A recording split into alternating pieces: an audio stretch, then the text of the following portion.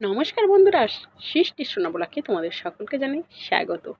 আর এখন হালকা হালকা ঠান্ডা পড়ছে। এই ঠান্ডার সময় আমরা শীতকালীন সবজি প্রচুর খেয়ে থাকি আর সব কিছুই খেতে ভালো লাগে। তাই আজকে সেই শীতের সবজি পালং শাক, যেটা কিন্তু সবসময় পাওয়া যায় আর শীতকালে খুবই ভালো লাগে, সেই পালং দিয়ে আজকে বানাবো পালং এগ। তার জন্য আমি এখানে দুটো হাঁসের ডিম সেদ্ধ করে নিয়েছি। এখানে দেখো, আমি এখানে 11টি পালং শাক সুন্দর করে সেদ্ধ করে শুধু পাতাটাই নিয়েছি, এখানে বেটে নিয়েছি।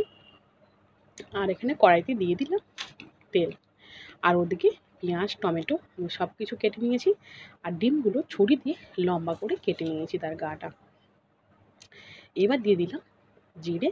তেল গরম হয়ে যাতে যেটা হালকা বাদামি বর্ণের হয়ে গেলে দিয়ে দিচ্ছি পেঁয়াজ। পেঁয়াজটা দিয়ে কিছুক্ষণ নাড়বো, বেশিক্ষণ না। পেঁয়াজটা একটু কাঁচা ভাব কেটে গেলেই দেখো পেঁয়াজের কিন্তু কাঁচা ভাবটা কেটে গিয়েছে।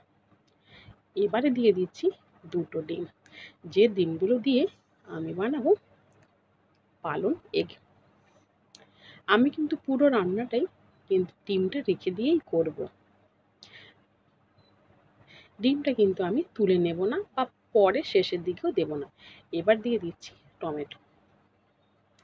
এতে করে কি হবে, মানে রান্নার প্রথম থেকে শেষ পর্যন্ত যদি একটা যদি কড়াইতে থাকে, তাহলে ওই যে গাটা কেটে দিয়েছি ছুরি দিয়ে, ওর ভেতরে মশলাটা গিয়ে এত সুন্দর টেস্ট হয়, যেটা কিনা না খেলে বিশ্বাসই করা যাবে না।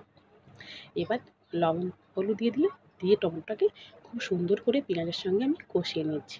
আর সাথে রয়েছে এগ, কোনো কথা হবে না, সব কিছুই কিন্তু একসঙ্গে কষানো হচ্ছে।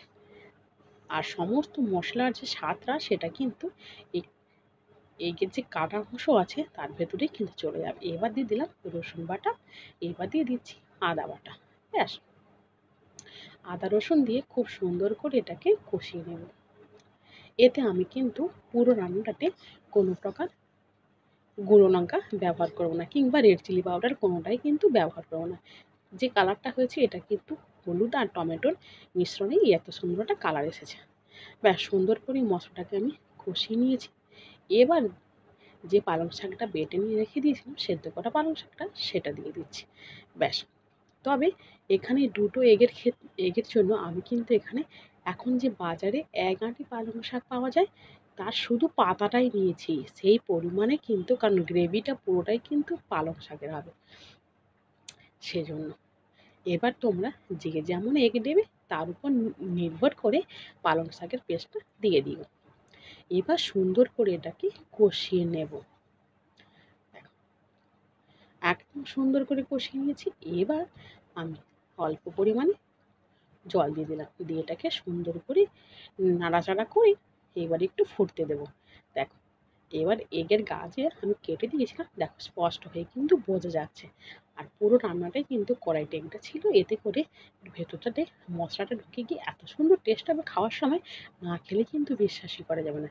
এবার 4-5টা কাঁচা লঙ্কা আমি ধুয়ে দিয়ে দিয়েছি। বললাম না কোনো প্রকার ঝাল দেবো না, মানে গুঁড়ো লঙ্কা ব্যবহার করবো না। এবার দেখো হয়ে গেছে। এবার দেখো, আর পালং শাকটা কিন্তু একটু কষাটে ভাব লাগে, সেজন্য কিন্তু টমেটোর পরিমাণটা একটু সেইভাবেই কিন্তু দিতে হবে। আর এটা খাওয়ার পর যত রকমের এগের রেসিপি খাওয়া হোক না কেন, এই পালং এগের রেসিপিটি যদি যে একবার খাবে, সে কিন্তু আর অন্য কোনো রেসিপির দিকে তার মনটাই টানবে না। যতদিন বাজারে পালং শাক পাওয়া যাবে ততদিন কিন্তু এই রেসিপিটি বানিয়ে খেতে ইচ্ছে করবে, এত সুন্দর লোভনীয় আর টেস্টি।